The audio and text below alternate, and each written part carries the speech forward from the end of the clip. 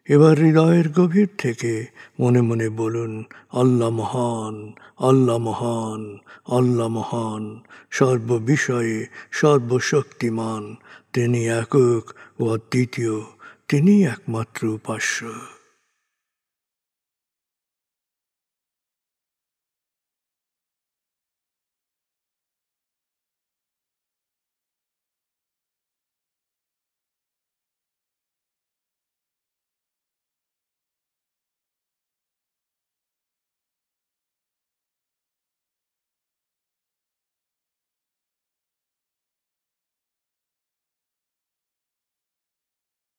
হৃদয়ের গভীর থেকে প্রার্থনা করুন, হে আল্লাহ, তুমি আমাদেরকে বিশ্বাসী, সৎকর্মশীল, সংঘবদ্ধ মানুষ হিসেবে কোয়ান্টাম ফাউন্ডেশনে একাত্ম করেছ।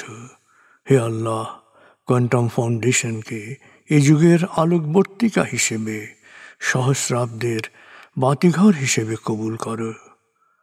কোয়ান্টাম ঘরে ঘরে, মেডিটেশন ঘরে ঘরে, এ অনুরণন সার্থক করো।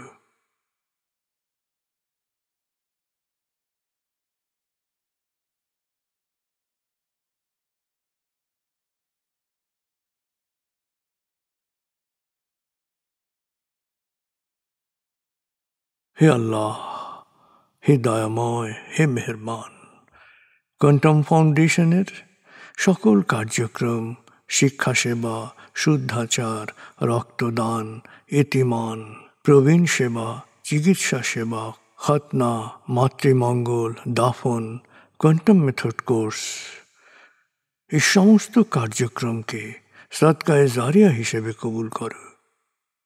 এই কার্যক্রমে যারা সেবা দিয়েছেন তাদের সবার জীবনকে বরকতময়, প্রশান্তিময় করে দাও।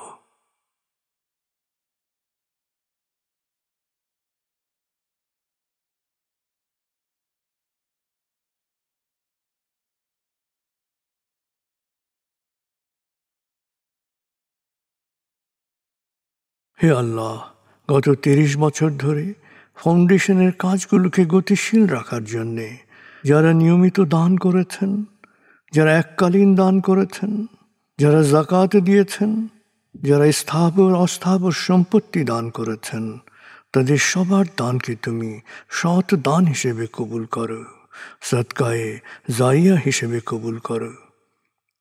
তাদের পরিবারে সুখ ও প্রশান্তি দান করো, তাদের ধন সম্পত্তিতে বরকত দান করো।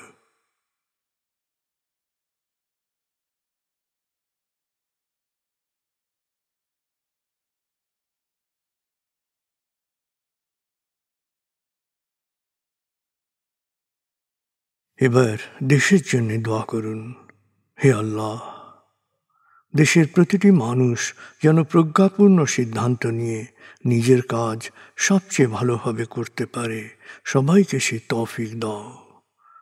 হে আল্লাহ, তুমি আমাদের তোমার বিশেষ অনুগ্রহ ভাজন জাতিতে পরিণত করেছ, অফুরন্ত অনুগ্রহ সম্পদ দিয়েছ, বিশ্বকে বিভিন্ন ক্ষেত্রে নেতৃত্ব দেওয়ার মতো মেধা ও মস্তিষ্ক দিয়েছ।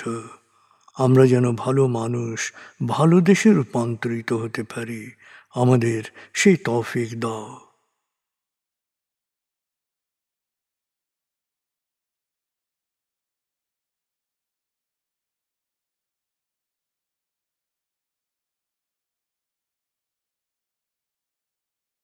ভালো মানুষ, ভালো দেশ, স্বর্গভূমি বাংলাদেশ। ভালো মানুষ, ভালো দেশ, স্বর্গভূমি বাংলাদেশ।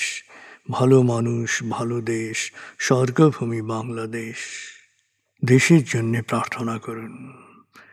দেশকে যেমন দেখতে চান সেভাবে প্রার্থনা করুন।